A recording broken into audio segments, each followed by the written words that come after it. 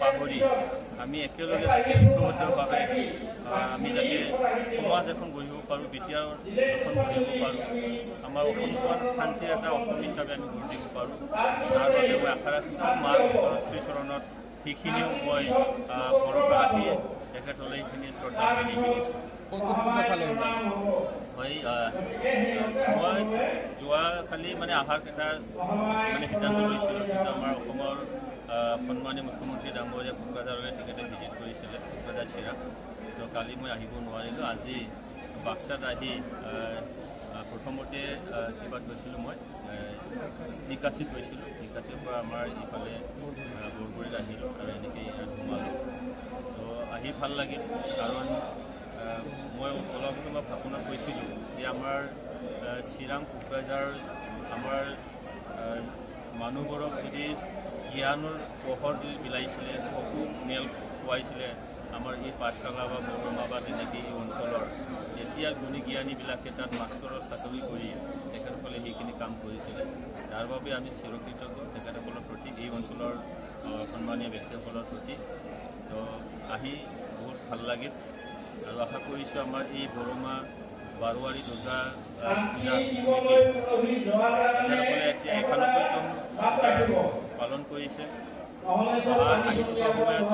অকল চেঞ্চুৰীয়ে নহয়, তাতকৈ মানে বেছিকৈ এই কমিটি আকৌ মানে এই পূজাটো পালন কৰিব পাৰক আৰু ইয়াৰ যোগেদি আমাৰ এই অঞ্চলৰ শান্তি সম্প্ৰীতি ৰখাৰ লগতে আমাৰ যিখিনি ভাতৃত্ববোধ সেইখিনি বজাই ৰাখিব পাৰক।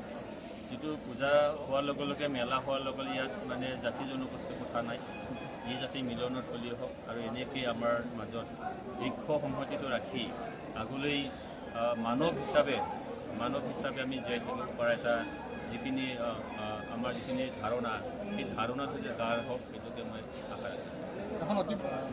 হয়, আমাৰ কমিটিৰ ফালৰ পৰা মেমৰেণ্ডাম দিছে যে ইয়াৰ পূজাথলীটো অলপ মানে উন্নয়ন কৰা বা তেনেকেই। মই দেখিছোঁ ইয়াত মানে ড্ৰেইনেজ ছিষ্টেমটো সঁচা উচিতেই নাই। তো ড্ৰেইনেজ ছিষ্টেম যদি নহয়, ইয়াত আমি যিমানেই মানে আৰ্টলি নকৰক কিয় সি আকৌ মানে তল কৰি যাব। সেইকাৰণে ড্ৰেইনেজ ছিষ্টেমটো মাষ্ট।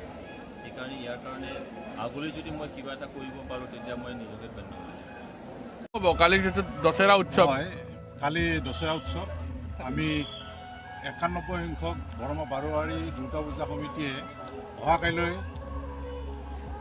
আমি ৰাৱণ দাহন অনুষ্ঠান কৰিম আৰু অহাকালি আমাৰ ঠিক সন্ধিয়াৰ লগে লগে আমি অন্য বছৰৰ দৰে এইবাৰো ৰাৱণ দাহন কাৰ্যসূচী অনুষ্ঠিত কৰিম। ইয়াত বহুত ভক্তপ্ৰাণ ৰাইজ উপস্থিত থাকিব। প্ৰায় অন্য বছৰৰ দৰে লক্ষাধিক ইয়াৰ ভক্ত সমাগম হয়। আমিও এইবাৰ তাতকৈ অধিক আমি আশা কৰিছোঁ আৰু এই চেগতে আমি জনাবলৈ পাই সুখী হৈছোঁ যে আমাৰ মাজত কেইবাজনো গণ্যমান্য ব্যক্তি অহাকালি আমাৰ মুখ্য অতিথি হিচাপে ইয়াত উপস্থিত থাকিব। বিশেষকৈ আমাৰ BTC প্ৰধান প্ৰমোদ বড়ো ডাঙৰীয়াই উপস্থিত থকাৰ কাৰণে আমাক আশ্বাস দিছে। ইয়াৰ লগতে আমাৰ স্থানীয় বিধায়ক ভূপেন বড়ো আৰু লগতে কেইবাজনো গুণী জ্ঞানী ব্যক্তিক আমি আমন্ত্ৰণ কৰিছোঁ, তেখেতসকলে উপস্থিত থাকিম বুলি কৈছে। আৰু ইয়াৰ লগতে আমাৰ প্ৰতি বছৰে যেনেকৈ আমি আমাৰ ৰাৱণ দাহন মানে আমি আতচবাজীৰ ইয়াত প্ৰদৰ্শন কৰোঁ, আতচবাজী আমি অইনবাৰতকৈ আমি বেছিকৈ আমি ইয়াত প্ৰদৰ্শন কৰিম বুলি ভাবিছোঁ আৰু ব্যয়বহুলতা বাজেট লোৱা হৈছে। কিমান টকাৰ বাজেট এইবাৰ? আমাৰ ইয়াত প্ৰায় 1.5 লক্ষাধিক টকাৰ ওপৰত আমি আতচবাজী ইয়াত অহাকালি আমি প্ৰদৰ্শন কৰিম।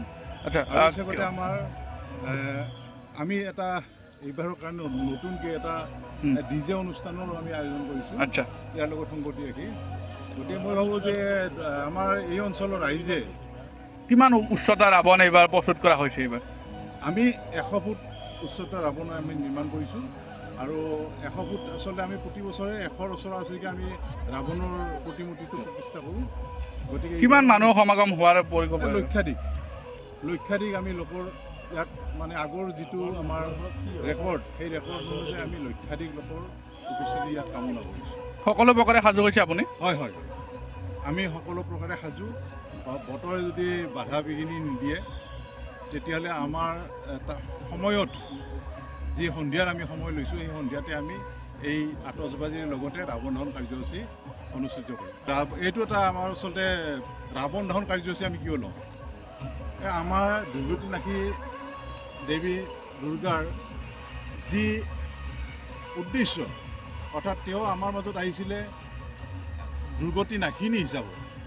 তো মহিষাসুৰৰূপী যি অসুৰ, অৰ্থাৎ ৰাৱণৰূপী যি অসুৰ, হয়, সেই অসুৰসমূহক তেওঁ নিধন কৰাৰ কাৰণে আমাৰ এই পৃথিৱীত তেওঁ ধৰালৈকে আহিছিলে। গতিকে আমি আমাৰ এই ৰাৱণ দাহনৰ প্ৰতিমূৰ্তি দাহন কৰি আমি ৰাইজক এটা বাৰ্তা দিব বিচাৰিছোঁ যে আমি অসুৰীয়া শক্তিসমূহ নিধন কৰি আমাৰ এই সমাজত আমি শান্তি প্ৰতিষ্ঠা কৰোঁ আৰু আমাৰ গোটেই মানৱ জীৱনটো, আমি যিবিলাক মানৱ আছোঁ, মানৱসকলে যাতে শান্তিৰে বাস কৰিব পাৰোঁ, তাৰে আমি কামনা কৰিছোঁ। এটা কামনা কৰি আমাৰ এই কাৰ্যসূচীত লোৱা হৈছে।